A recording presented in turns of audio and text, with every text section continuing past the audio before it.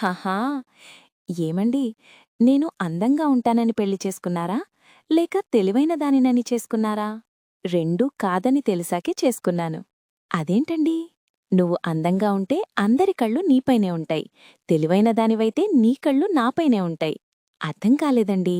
అందుకే కదా నిన్ను చేసుకున్నాను.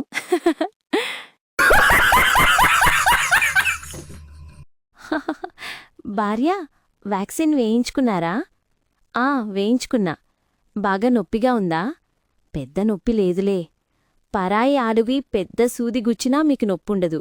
అదే నేను చిన్న మాట అంటే మీకెక్కడ్లేని నొప్పొస్తుంది.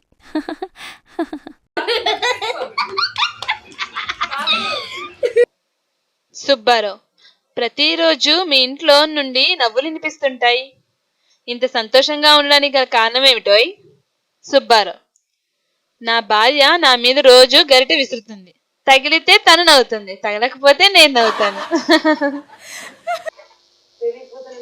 ఏమండి, ఓ మాట అడగనా? అడుగు. మీరు రోడ్డు మీద వెళుతున్నారు, ఓ అందమైన అమ్మాయి మిమ్మల్ని చూసి నవ్వింది, అప్పుడు మీరేం చేస్తారు?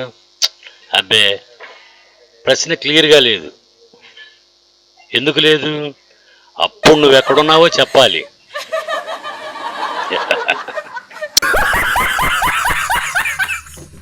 నమస్కారం. మన ఛానల్ని కొత్తగా చూస్తున్నట్లయితే మీకు వీడియో నచ్చితే ఛానల్ సబ్స్క్రైబ్ చేసుకుని పక్కనే ఉన్న బెల్ ఐకాన్ ఆన్ చేసి పెట్టుకోండి.